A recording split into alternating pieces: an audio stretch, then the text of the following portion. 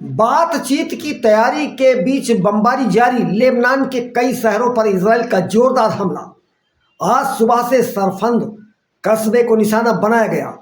Israel ने Lebanon शहर के कई इलाकों पर हवाई हमले किए, जिसमें 100 से अधिक लोग मारे गए हैं और हजारों की संख्या में लोग घायल हैं। इन हमलों से नागरिकों में असुरक्षा का माहौल बना हुआ है। सत्ता में होने पर सपा की गुंडागर्दी तो स्वाभाविक थी, लेकिन सत्ता में न होने पर भी समाजवादी पार्टी के कार्यकर्ताओं की गुंडई देखने को मिली है। बाराबंकी में दिखाई पड़ी समाजवादी पार्टी के कार्यकर्ताओं की गुंडागर्दी।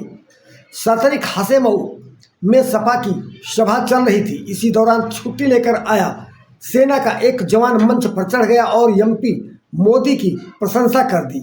आरोप है कि इतने में समाजवादी पार्टी के कार्यकर्ताओं ने सेना के उस जवान की जमकर पिटाई कर दी। घायल जवान ने पुलिस में शिकायत कर कार्यवाही की मांग की है। पूरा मामला सतरिक हसेमऊ गांव का है, जहां पर गुरुवार को सीसी रोड के उद्घाटन के दौरान विवाद हो गया। कार्यक्रम में मौजूद सेना के जवान विकासदीप ने आरोप लगाया कि मंच से पीएम मोदी के खिलाफ आपत्तिजनक टिप्पणी की जा रही थी। इस पर मैंने कहा, पीएम एक अच्छे व्यक्ति हैं।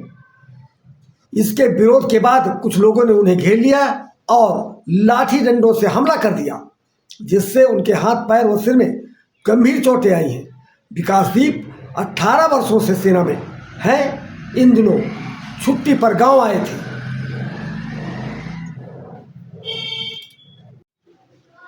ईरान और अमेरिका के बीच टकराव तथा हार्मुज जलडमरू में बाधाओं को देखते हुए गैस सप्लाई प्रभावित हो रही है। ऐसे में रूस ने एशियाई देशों को सस्ती प्राकृतिक गैस देने की रणनीति तैयार कर ली है। जानकारी के अनुसार यह गैस लगभग 40% सस्ती ऑफर की जा रही है।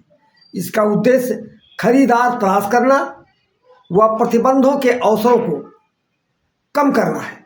मौजूदा स्थिति में जब कतर प्रमुख सप्लायर आपूर्ति से प्रमुख रूप से प्रभावित हो रहा है, तब सस्ती गैस का विकल्प भारत के लिए राहत दे सकता है।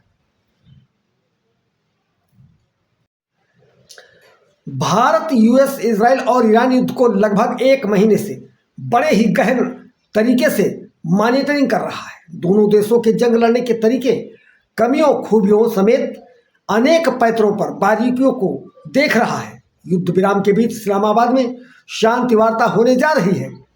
ऐसे में भारतीय सेना एक्टिव हो गई है।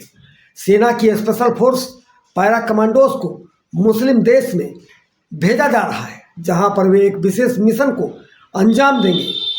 10 से 17 अप्रैल के बीच इजिप्ट में एक संयुक्त अभ्यास में भारतीय सेना हिस्सा लेगी।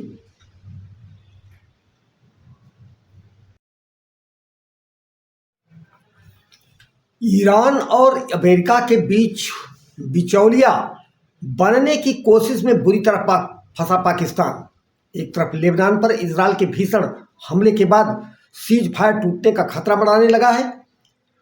दूसरी ओर इजराइल ने पाकिस्तान को जोरदार फटकार लगाई है। ख्वाजा आसिफ के बयान पर सख्त नाराजगी जाहिर करते हुए इजराइल ने कहा है कि इस तरह की टिप्पणी बर्दाश्त नहीं की जाएगी। ख्वाजा आसिफ अली ने लेबनान पर हुए हमलों को लेकर इजराइल पर नरसंहार का आरोप लगाया था। ख्वाजा आसिफ ने इजराइल को बुरा, मानवता के लिए अभिशाप और कैंसर जैसा बताया था। उन्होंने कहा, इजराइल द्वारा निर्दोष लोगों को मारा जा रहा है। ईरान और लेबनान में खून खराबा जारी है। मैं प्रार्थना करता हूं कि यूरोपीय यहूदियों से छुटकारा पाने के लिए फिलिस्तीन की ज़मीन पर इस कैंसर जैसे देश को बनाया वे नर्क में जलें। नेतन्याहू के कार्यालय से कहा गया है कि पाक मंत्री की इस प्रतिक्रिया में कोई भी सरकार बर्दाश्त नहीं करेगी।